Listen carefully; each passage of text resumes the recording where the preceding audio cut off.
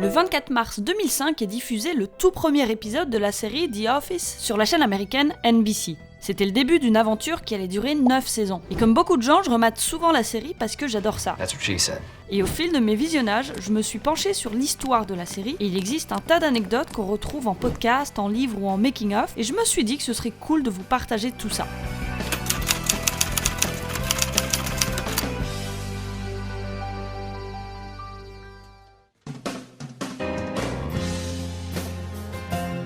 Je ne vous apprends sans doute rien si je vous dis qu'à la base, The Office, c'est une série anglaise créée par Ricky Gervais et Stephen Merchant. En 2001, Ben Silverman, qui sera le futur producteur, découvre le show à la télé. Il kiffe direct et il contacte Ricky Gervais pour adapter la série aux États-Unis. Ricky Gervais, il est pépouze dans un Starbucks à Londres et il dit à Ben Silverman de le rejoindre. S'ensuit alors une longue discussion pendant laquelle Ricky Gervais, il explique à Ben Silverman que s'il veut adapter le show, il faut qu'il le fasse à fond. Et il prend l'exemple de son personnage David Brent, qui est totalement crédible en Angleterre parce que des boss qui foutent rien, qui picolent et qui se font pas virer, c'est normal. Mais aux États-Unis, les gens ils comprendraient pas qu'un mec pareil il soit toujours en place. Et c'est pour ça que dans la série, on comprend vite que Michael Scott au fond il est brillant. I don't know. I guess I could give you guys our business, but you have to meet me halfway, okay? Because they're expecting me to make cuts. Well, corporate's gonna go ballistic, but... Donc après une longue discussion, Ricky Gervais il accepte la proposition de Ben Silverman. A good idea is a good idea forever. Je vous le disais, on est au début des années 2000. Et le problème, c'est que c'est un peu l'âge d'or des séries dramatiques. Lost va faire les beaux jours de ABC. Sur HBO, The Wire est en train de devenir une des meilleures séries de tous les temps. Tandis que sur Fox, c'est 24 heures chrono qui a débarqué avec un concept bien lourd. Puis en comédie, on veut le nouveau Friends. I can't go. I've got this thing. What thing? Penis? The Office, c'est ni l'un ni l'autre. Au contraire, la série a ce format inédit qu'est le faux documentaire. It's getting tougher. I just know that it's gonna be this hard. Yeah. Let's turn the cameras off. Seriously, guys. Enough. Et puis en plus, ce serait une comédie sans rire enregistré, mais avec des longs silences malaisants. Et ce serait filmé en caméra unique, avec des acteurs totalement inconnus, dans une ville random. I love it. I love this car. Do you like it? Yeah. Et en plus, les Américains ont la fâcheuse réputation de très mal adapter les séries anglaises. Donc les critiques fusent déjà. Toutes les chaînes refusent catégoriquement de racheter les droits et de produire la série. Enfin toutes, sauf une, NBC. Et juste pour replacer dans le contexte, NBC c'est Seinfeld, Friends, Le Prince de Bel-Air ou encore le SNL. Donc c'est plutôt cool comme diffuseur. Pretty cool. Pretty cool. Il commande un pilote et c'est Greg Daniels qui a notamment écrit cet épisode des Simpsons qui devient le showrunner de la série. Precious Venus. À ce moment-là, on est en 2003, il y a donc 2 ans qui se sont écoulés entre le repérage de la série et la production du pilote. And the Golden Globe goes to The Office. Thank you so much. Avant de vous parler un peu plus de la version américaine, il faut que je vous dise quelques mots sur la version anglaise de Ricky Gervais et Stephen Merchant. L'idée de la série leur est venue après s'être amusés à observer les différentes typologies de collègues qu'ils avaient pu rencontrer dans leurs boîtes précédentes. De là a découlé une première démo intitulée CD Boss. La vidéo a été montrée à quelques producteurs de la BBC qui ont été convaincus. Bon, en vrai, la série était diffusée chaque lundi soir d'été, donc un créneau pas forcément propice au succès. Mais ça a cartonné, à tel point que la chaîne a rediffusé toute la saison 1 3 mois plus tard. C'était un carton. There's no way we could have, predicted what would happen. But I knew I was proud of it, and that was what always was important to me. Et pourtant, il n'y a eu que 14 épisodes en tout. À titre de comparaison, la version américaine compte 200 épisodes et 9 saisons. La raison de cette courte aventure est simple, c'était le premier projet de Ricky Gervais. Et en plus, si aux États-Unis les moyens sont mis pour constituer de grosses équipes d'auteurs, en Angleterre, c'est pas du tout le cas. Il y avait que Ricky Gervais et Stephen Merchant à l'écriture. Donc il y avait cette crainte des auteurs de tourner en rond et de faire la saison de trop. I was proud when we'd finished writing it. I knew that we'd done our best, and it's the first time I've ever tried my hardest at anything as well. En plus de Ricky Gervais dans le rôle de David Brent, on retrouve les acteurs Martin Freeman, qui joue le mec qui aurait pu faire carrière à Londres mais qui est resté dans son bled, Mackenzie Crook, le mec hyper chelou qui est fan de l'armée, ou encore Lucy Davis, la collègue un peu douce du bureau. En 2004, à la surprise générale, la série devient le premier show anglais à gagner un Golden Globe. Et la même année, Ricky Gervais remporte le Golden Globe du meilleur acteur dans une comédie. Everyone had told us you will not win, there's no way, just go and have the free booze and the food and enjoy yourself. And the announcer has no idea who we are, so he's just because Ricky's last name is French-Canadian, the announcer says, coming to the stage, Ricky Gervais and Stephen Merchant. Et puis, le show a tellement cartonné qu'en plus des États-Unis, d'autres pays ont développé la franchise. Parmi les pays qui ont proposé un remake, on retrouve le Canada, le Chili, la République tchèque, la Finlande, l'Allemagne, Israël, la Suède ou encore l'Inde. La France a aussi eu droit à son remake avec Le Bureau. Et c'est Canal+, qui a produit et diffusé les 6 épisodes avec François Berléand dans le rôle de Gilles Triquet. Tout le monde dit que je suis un patron exceptionnel. Ils sont tous là... On n'a jamais bossé dans une ambiance pareille, hein. T'es tellement sympa, tellement drôle. T'arrives à tirer le meilleur de nous-mêmes. Mais qu'est-ce que vous voulez répondre à ça? Mais la série n'a pas eu le succès escompté, sans doute parce qu'à part quelques adaptations culturelles, le script était une copie quasi conforme de la version anglaise. Put my stapler inside a jelly again. That's the third time he's done it. It wasn't even funny the first time. Et il est chiant, il arrête pas de me mettre du fromage partout dans mes affaires.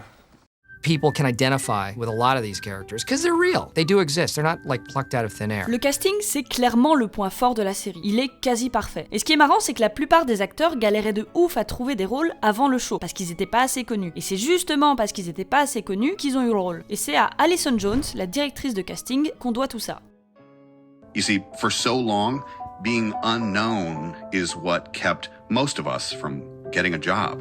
But in Allison's eyes, being unknown was our gift. I always like to cast non-star people. I think it pays off the most in the end. Alison Jones, c'est une habituée du bon flair depuis 1985. Et je vais pas vous citer toute sa bio, mais sachez qu'elle a bossé sur les castings de séries comme Le Prince de Bel-Air, Curb Your Enthusiasm, Brooklyn Nine-Nine et surtout Freaks and Geeks, pour lequel elle a même reçu l'Emmy en 2000. C'est tout simplement une boss.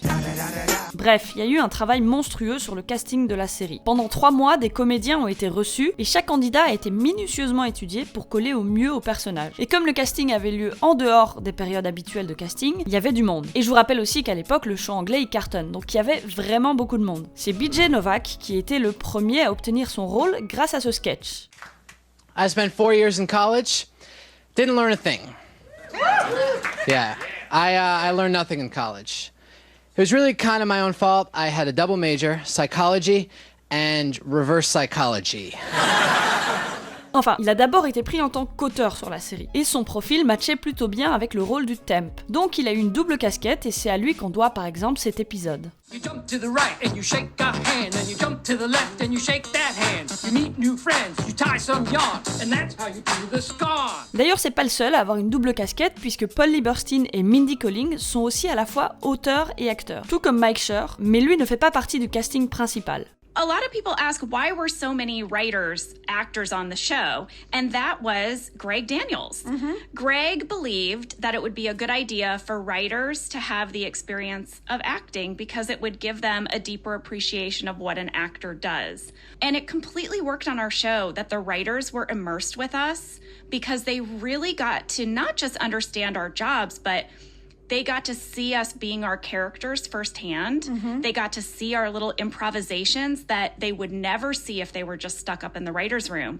And all of that ended up becoming a part of the show. Parmi les belles histoires du casting, il y a celle de Phyllis. Elle était l'assistante d'Alison Jones et c'est elle qui donnait la réplique aux acteurs pendant les castings. Elle avait tellement l'air de bosser dans une société de papier qu'on a créé un rôle sur mesure juste pour elle. I wonder what people like about me. Probably my jugs. De son côté, John Krasinski était persuadé de pas être pris, il a même failli ne pas passer son audition à cause de cette bourde. And the casting director came out and said, we're going to take a lunch break. And they come back and this guy sits in front of me with his salad and people are coming in and out and he goes, are you nervous? And I was like, not really. I mean, you either get these things or you don't. But what I'm really nervous about is this show. I mean, I love the British show so much. And just Americans have a tendency to just really screw these opportunities up. And I don't know how I'll live with myself if they screw this show up and ruin it for me. And he's like, my name's Greg Daniels. I'm the executive producer. Puis pour le reste du casting, rien à signaler, Jenna Fischer a totalement brillé. Rainn Wilson, lui, postulait pour le rôle de Michael Scott, mais il a complètement foiré. Par contre, il a eu un vrai déclic pour le personnage de Dwight, et il est devenu Dwight. Il a fait une impro qui lui a assuré le rôle, et qui a même été intégré dans un épisode, tellement c'était du génie. My father's name was Dwight Schrute. My grandfather's name was Dwight Schrute. His father's name, Dwight Schrute. Amish. Et je rajoute un petit fun fact comme ça, Rainn Wilson, c'est la toute première personne à avoir passé les auditions. Voilà, vous faites ce que vous voulez de cette information. On the very first day of auditions for The Office, on the first day of auditions, number one on the sign-in sheet is me auditioning for both Michael and Dwight. And then there's all these other actors as well. Et évidemment, il faut que je vous parle de Creed. Dans la vraie vie, il jouait dans un groupe qui s'appelle The Grassroots. Et il se trouve que Ken Kwapis, qui est le réalisateur du pilote, il est archi fan du groupe. Du coup, Creed, qui lui est fan du show original, il appelle Ken Kwapis et il lui demande s'il n'y a pas moyen d'avoir un petit rôle. Et comme il n'y avait plus vraiment de rôle de dispo, il lui dit « Écoute, viens, tu te mettras au second plan et on verra s'il y a moyen de t'intégrer au show. » Sauf qu'ils sont deux à être dans cette situation de personnage un peu bonus. Creed et Devon. Ils sont tous les deux dans le show, mais techniquement, ils font pas partie du casting. Ils ont pas de contrat. Et dans l'épisode d'Halloween, quand Michael Scott il doit virer un employé, en fait dans la réalité ils sont tous les deux réellement sur la sellette. À tel point qu'ils ont tourné 2 scénarios, un où c'est Creed qui se fait virer et un où c'est Devon. At the time though they told us one of you guys you have to go. Man. And we went, Jeez. but we don't know yet. We're just going to do that. We're going to shoot you both and we're going to see how it works out. Après ça, les deux acteurs sont restés amis et Creed a même insisté pour faire revenir Devon dans l'épisode final. I declare bankruptcy! Bon, du coup, je vous ai parlé du casting, c'était cool, mais ça manque de Steve Carell. Alors à la base, il faut savoir que c'est Bob Odenkirk qui était spoté pour jouer Michael Scott. We play hard and we work hard. Sometimes we probably play hard when we should be working hard, but that's probably my fault, but fire me. Le rôle était à lui à 99%, il a parfaitement réussi son casting, franchement, il n'y avait plus qu'à signer. Sauf qu'en 2003, il y a eu le film Bruce Tout-Puissant et notamment cette scène.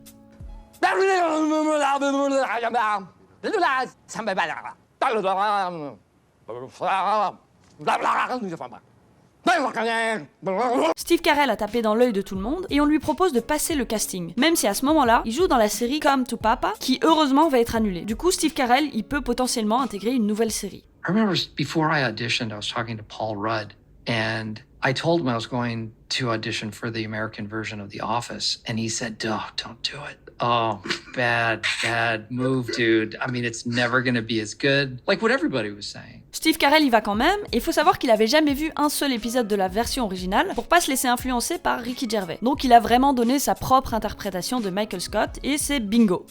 Actually, people say I am the best boss they've ever had. The world's greatest boss given to me. They go, Michael, we have never worked in a place like this before. I mean, you are a riot. En plus de Bob Odenkirk, qu'on retrouve d'ailleurs dans le rôle d'un patron dans un épisode de la dernière saison, The Spanish Inquisition! la prod avait aussi spoté d'autres noms. David Kushner, qui deviendra finalement Louis C.K., mais lui il avait un contrat d'exclus avec CBS. Paul Giamatti et Philip Seymour Hoffman, eux, ils ont refusé parce qu'à l'époque, les acteurs de cinéma, ils aimaient pas trop tourner à la télé. Donc on a le casting et le diffuseur, il n'y a plus qu'à. Sauf que le pilote, il est très loin de convaincre. C'est quasiment un copier-coller de la version UK et les critiques sont unanimement négatives, surtout concernant le personnage de Michael Scott qui surjoue un peu trop. Try my cookie! Try my... Mais la chaîne accepte quand même de développer une première saison à 2 conditions. Il y aurait que 6 épisodes et le budget serait réduit de moitié. Pour que vous ayez une idée de ce que ça représente, à l'époque, les séries et surtout les comédies, elles font au moins 20 épisodes. Et le budget de toute la saison 1 de The Office, c'était le budget d'un seul épisode de Lost. L'épisode 2 a permis à la série de se créer une vraie identité en évoquant une problématique très américaine, et donc en s'éloignant un peu de la version anglaise, mais globalement cette saison n'a pas totalement convaincu. Les audiences baissent chaque semaine, et en interne on est plutôt pour arrêter le massacre. Ce qui va finalement sauver la série, c'est Steve Carell et le film 40 ans toujours puceau, qui boosterait une potentielle saison 2. Pour la première fois, l'acteur est la tête d'affiche d'une comédie, et en plus le film est produit par Universal Pictures, la cousine de NBC. Donc ça permettait de combiner la promo du film et de la série. La saison 2 est donc signée. Tonight is the Dundies, the annual employee awards night here at Dunder Mifflin, and this is everybody's favorite day. Pour cette saison 2, les acteurs ont essayé de promouvoir le show comme ils le pouvaient. Hey, it's Jenna. I'm in Long Beach, California, getting ready to shoot the Booze Cruise episode of The Office, and I brought my video camera to work because I thought it would be fun to do a little behind-the-scenes video blog. So here we go. Pas d'Instagram ou de TikTok à l'époque, ils allaient sur MySpace, YouTube et certains tenaient un blog pour discuter et répondre aux fans de la série. D'ailleurs, ils le faisaient souvent pendant le tournage avec leur ordi du bureau. Ça a permis la création de sites fans dédiés au show. Mais ce qui a vraiment contribué au succès de la saison 2, c'est un partenariat avec Apple. Whoa, video iPod. Cette année-là, pour la première fois, il était possible d'acheter des séries sur iTunes et de les regarder sur son iPod. Steve Jobs voulait absolument que The Office y figure. Le deal a été accepté et mine de rien, ça faisait de la pub gratos. Et autant vous dire que ça a propulsé la série comme jamais. All of a sudden you had all these teenagers getting video iPods for Christmas with Office episodes on it. And then we noticed all of a sudden The Office was at the top of the best-selling downloaded episodes on the Apple TV. Concernant le contenu de la saison 2, le personnage de Michael Scott a été profondément retravaillé. Dans la saison 2, on le rend plus humain. Il fallait un Michael Scott plus proche du personnage que Steve Carell interprète dans 40 ans toujours puceau. Un mec auquel on s'attache, parce qu'on sent qu'au fond, il a juste besoin d'être aimé. Trick or treat! Hey, how you doing? Wow, you guys look great. I'm a bumblebee. You look great. Et ce retravail s'est avéré gagnant, puisque pour cette saison 2, Steve Carell a gagné un Golden Globe. Steve Carell, The Office. Wow, I really did not expect this, so I didn't write anything. Et cette saison 2 a aussi été récompensée par un Emmy Awards de la meilleure comédie, ce qui est la récompense ultime pour une série. Donc c'est plutôt pas mal.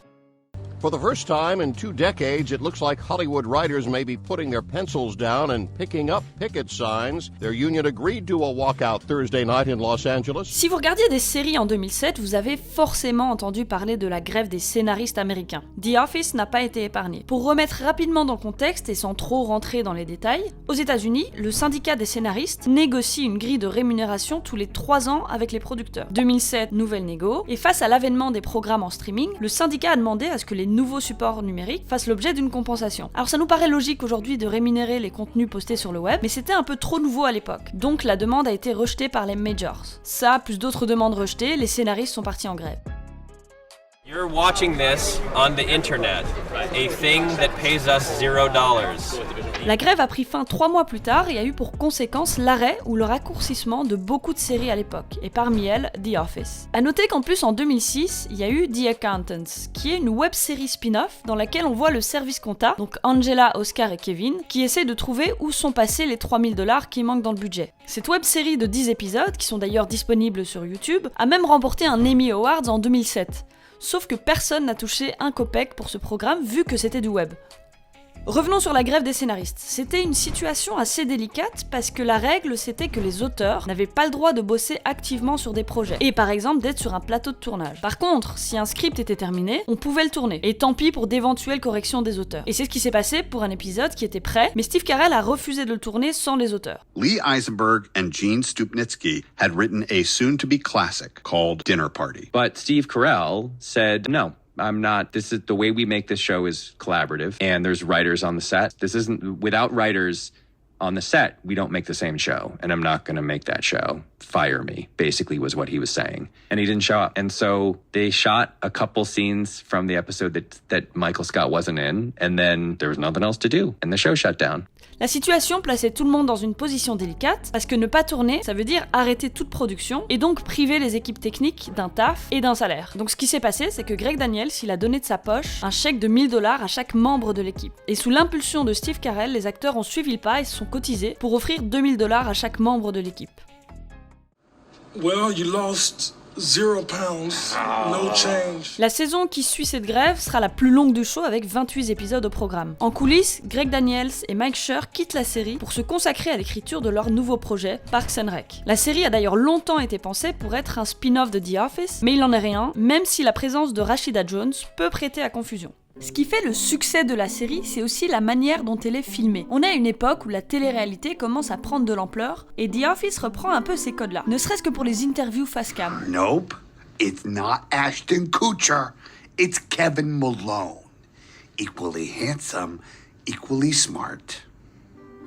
Et puis, juste le fait de filmer caméra à l'épaule, c'est assez inédit dans une série. Le show a fait appel à Randall Einhorn, qui a été chef opérateur sur Survivor, et il shootait la série comme si c'était un documentaire animalier. Il savait comment filmer une action, quand zoomer, où se placer, etc. Par exemple, pour l'épisode du dîner, Greg Daniels, il leur dira « J'ai besoin de comprendre à l'image que Jane est jalouse de Pam », et il les laissait se démerder. D'ailleurs, en parlant de cet épisode, qu'on se le dise, un des meilleurs de la série, c'est le premier épisode qui a été tourné et diffusé juste après la grève des scénaristes. Tous les acteurs étaient morts de rire juste à la lecture d'équipe. Et d'ailleurs, je vous invite vraiment à regarder les bloopers qui sont assez hilarants. Folds.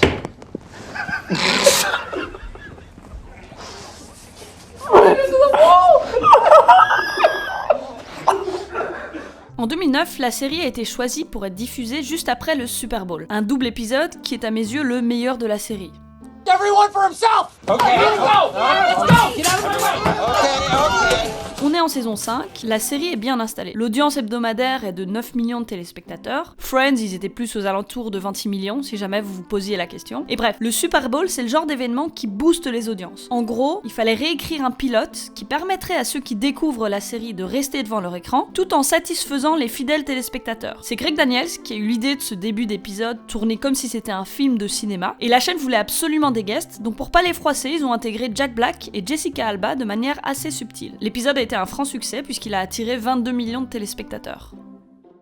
Un des trucs que j'ai découvert sur la série et qui m'a le plus étonné, c'est que très peu de scènes ont été improvisées. Il y a eu sur toute la série maximum 10% d'impro. En fait, une fois que les bonnes prises avec le texte exact au mot près étaient dans la boîte, les acteurs pouvaient tenter quelques impros. Et une des impros les plus célèbres du show, c'est le bisou entre Michael et Oscar. I remember it being improvised. He wasn't supposed to kiss me, but that made the scene. The scene was flat. It wasn't really happening. It was just a regular scene, and Carell kicked it to, made it an office scene by making it inappropriate and totally uncomfortable. And it was great because we did it in one take. No one knew it was happening. Only Steve knew, and it was great. Yeah. Une des difficultés à laquelle la série a dû faire face, c'est la montée en popularité des acteurs. Ils étaient de plus en plus sollicités pour des rôles, et la production a tenté de satisfaire tout le monde au maximum. Pour la saison 3, par exemple, John Krasinski devait se raser les cheveux pour un rôle dans un film de George Clooney. Et comment refuser un film avec George? Sauf que contractuellement, il n'avait pas le droit de toucher à ses cheveux, donc il s'est payé une perruque ultra chère, et l'a portée pendant toute la saison 3. Ed Helms, lui, a pu disparaître de la série pour aller tourner Very Bad Trip. Idem pour Oscar Nunez, qui est allé bosser sur un projet avec Comedy Central. Bref, tout ça pour vous dire qu'en général dans une série, quand un acteur disparaît quelque temps, c'est simplement parce qu'il est en tournage ailleurs. La question d'un spin-off est longtemps revenue. Comme je vous l'ai dit, ils ont longtemps pensé à ce que Parks and Rec soit un spin-off. Et puis, à la fin de la série, il a été question d'une série dérivée centrée sur Dwight. Le titre du spin-off était The Farm, et on aurait découvert la vie de Dwight à la ferme. NBC n'a finalement pas développé la série, mais le pilote a quand même été inséré dans la dernière saison. Il s'agit de l'épisode 17, où on découvre la famille de Dwight qui assiste aux funérailles de sa tante. Would the family care to say something? You had black hair and then gray hair. You were the aunt to my cousins. Most of your life, you were 5'4". At the end, you were 5'1". Si le projet avait abouti, la fin de la série aurait même été un peu différente, puisque Dwight aurait quitté le bureau pour poursuivre sa carrière à la ferme, sans épouser Angela. Yeah, I just thought it was time. I just thought it was, 7 years, and I wanted to honor my contract. And it's tough because it works. It works, and a lot of my best friends work on the show, and it's been a big part of my life. So it wasn't an easy decision to make, but I just feel like now's the time, and I actually think it'll be good for the show in the long run. Cette interview date de 2010. À l'époque, l'acteur explique que son contrat arrive à son terme et que la saison 7 sera sa dernière saison. Faut bien se rendre compte que Steve Carell, c'était le cœur du show, aussi bien à l'écran qu'en dehors. Sur les tournages, il impressionnait tout le monde et en dehors, il conseillait tout le monde. Les acteurs le décrivent comme un vrai mentor. Et au bout de 7 ans de présence, son départ va laisser un vide que les scénaristes ne réussiront jamais à combler. Son départ nous a fait du mal et a fait du mal à la série. It's a part that has kind of defined me professionally. But on top of that, she said, "These are your friends." So that to me, that to me is why the show has been so important to me, and the fact that people have watched it and enjoyed it over these years that I've been on it, and will continue to enjoy it because it remains and will continue to be a fantastic show. Yay. En 2020, on découvre dans un livre consacré à la série que Steve Carell, en fait, il voulait pas du tout quitter la série, au contraire, il voulait grave prolonger, wesh. En fait, ce qui s'est passé, c'est que l'acteur a évoqué dans une interview radio le fait que son contrat se terminait, et que donc c'était peut-être sa dernière saison. Mais il a dit ça comme ça, en mode, c'est un fait en fait, son contrat se termine et pour l'instant il a pas prolongé. Évidemment, ça a fait le tour des médias, mais personne chez NBC l'a contacté. Personne chez les patrons de la chaîne n'a eu la décence de prendre un café avec l'acteur pour voir s'il voulait rester. Et c'est ce gros manque de communication qui s'est soldé par le départ de Michael Scott.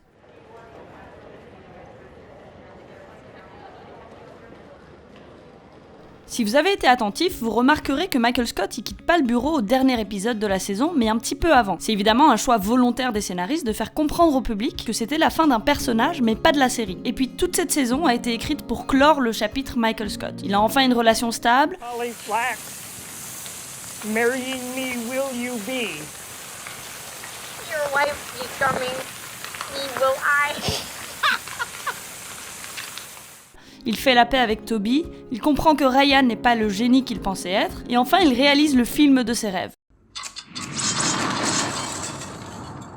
Le dernier épisode de Michael Scott a été écrit par Greg Daniels lui-même, et inutile de vous préciser que l'émotion était omniprésente sur le set, et que ça a chialé grave. Par exemple, pour la scène d'au revoir entre Jim et Michael, il y a eu une bonne vingtaine de prises, juste parce que chaque son qui sortait de leur bouche était suivi de larmes, d'où les yeux un peu gonflés de John Krasinski. I think you and I counted, I think it was either 17 or 19 takes where there wasn't an audible word that came out. It was just action, and then you and I going, oh!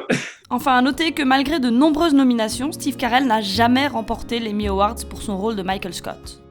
Après son départ, la série va perdre en audience et en qualité, malgré quelques guests de taille pour amortir le choc. Les nouveaux personnages vont se succéder, mais sans convaincre. James Spader dans le rôle de Robert California est un bel exemple d'échec. Son personnage est resté trop énigmatique et il quittera la série en fin de saison 8. Deux nouveaux personnages apparaissent, et l'idée de départ, c'était de remplacer petit à petit les personnages centraux par de la chair fraîche, pour donner un nouvel élan à la série. Mais l'idée sera vite abandonnée. Et après mûre réflexion du côté de la chaîne et de Greg Daniels, la décision de s'arrêter en fin de saison 9 est prise.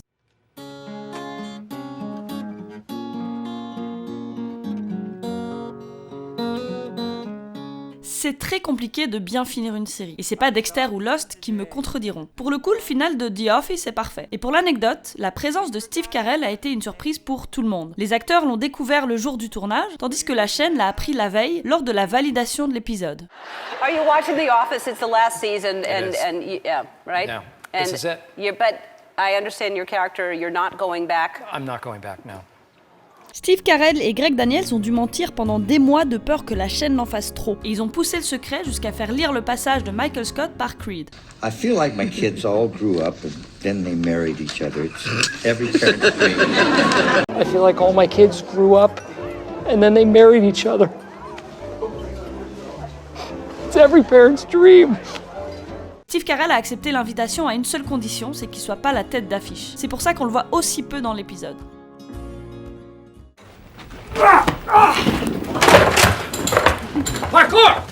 Contrairement à d'autres séries, The Office vieillit très bien, ce qui permet aux gens qui découvrent la série 10 ans après de quand même bien la kiffer. D'ailleurs, la série est plus populaire aujourd'hui qu'à l'époque de sa diffusion. Tout ça grâce aux plateformes de diffusion en ligne. This is news. This is breaking news. Uh-oh. The Office is the most watched program, most streamed program on Netflix. Beats everything. Stranger Things, Friends, everything. Et évidemment, qui dit popularité dit rumeur de reboot. Il faut savoir que tous les acteurs sont chauds, sauf Steve Carell. No, God! Déjà de base, il pense qu'un reboot c'est une mauvaise idée. Et en plus, la société elle a changé et il est pas vraiment sûr qu'un Michael Scott il a sa place en 2021. My question is, will you ever reboot The Office? No, actually, I don't think so. It was a great experience. I love all of those people, but I just don't think it's the best idea. I think maybe we should just leave it alone. On va finir cette vidéo avec ce que je considère comme des véritables coups de génie de la série et que les fans les plus attentifs ont remarqué. On ne sait pas si c'est un heureux hasard ou un clin d'œil volontaire des scénaristes, mais est-ce que vous vous souvenez de cette réplique culte de Stanley ? I got them a toaster. They called off the wedding and gave the toaster back to me. I tried to return the toaster to the store and they said they no longer sold that kind of toaster. So now my house has got 2 toasters. Eh bien, regardez qui on retrouve dans l'épisode 13 de la saison 4 de Malcolm en train d'acheter le fameux toaster. I haven't used any unnecessary compliments, have I? I just want a toaster. I haven't once. Kevin Malone. Bob Vance, Vance Refrigeration. Stanley Hudson. Bob Vance, Vance Refrigeration. Ryan Howard. Bob Vance, Vance Refrigeration. Vous aussi, vous trouvez ça bizarre que Bob Vance se présente toujours en citant sa société? Selon les fans, c'est parce que Bob Vance a compris que ça lui ferait de la pub gratos quand le documentaire serait diffusé. And do you fellas take Bob Vance, Vance Refrigeration, to be your lawful...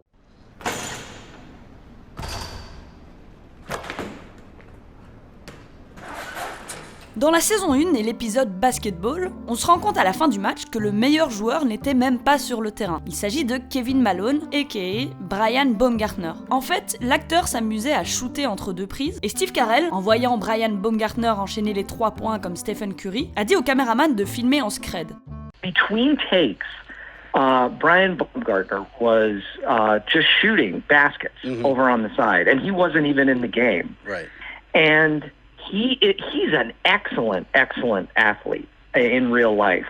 So he was just sinking these 3-pointers, like one right after another. And I went over to one of our cameramen and I said, you gotta just film this. Just turn the camera on. Don't let him know that you're shooting it. And they filmed him just sinking one after another. And they actually put it in the show because it was just so ironic. Really, the best player on both teams wasn't even on the court, and someone that you wouldn't necessarily think was going to be a dominant force in the game. D'ailleurs, fun fact, vous pouvez retrouver l'acteur sur un terrain de basket dans le jeu vidéo NBA 2K 2013. Vous vous souvenez de l'épisode où toute l'équipe regarde Glee chez Gabe? À un moment, Michael il dit que son personnage préféré dans la série c'est l'handicapé. Glee is. I am a total Glee. I love it. You know what my favorite character is? The Invalid. Petite recherche Google et bim, on découvre que l'acteur qui joue ce personnage est le même acteur qui jouait le livreur de pizza que Michael et Dwight ont gardé enfermé dans la saison 4. Dans le restaurant chinois où Michael part sans payer, on remarque que Creed est déjà passé par là et que lui aussi est reparti sans payer. Mais est-ce que vous aviez remarqué la présence de William Charles Schneider? Creed Bratton has never declared bankruptcy. When Creed Bratton gets in trouble, he transfers his debt to William Charles Schneider. En saison 3, Dwight discute avec le fils de David Wallace et lui dit qu'il kiffe sa chaise et qu'il lui en faut absolument une. I want one. It's really good, solid construction. It's comfortable. Eh bien, on dirait que Dwight a réalisé son rêve quelques saisons plus tard. C'est ce qu'on appelle un Perfektenschlag. Quand Ryan se fait arrêter, on voit tout le bureau regarder la vidéo de son arrestation sur YouTube. Eh bien, sachez que cette vidéo existe réellement et elle a été publiée en même temps que l'épisode à l'époque. Et pour la retrouver, il suffit de taper le titre de la vidéo sur YouTube. Dans un épisode, Michael et Jen se disputent et on découvre le bonheur selon Michael. Jen, I want the picket fence, I want the ketchup fights, and the tickling, and the giggling. Le coup de la bataille de ketchup, déjà, c'est hyper drôle. Mais ça l'est encore plus quand en saison 7, on le voit vraiment se fighter au ketchup avec Catherine Zeta-Skarsgård. Voilà, cette vidéo touche à sa fin. Elle aurait facilement pu durer 2 heures de plus tellement il y a de choses à raconter sur cette série. En tout cas, j'espère que vous avez appris des trucs et puis n'hésitez pas à vous abonner. Michael Stanley, Jim Dwight Creed, call Anthony and Kelly for your business paper needs. Dunder Mifflin, people, persons, paper, people. Dunder Mifflin, the people.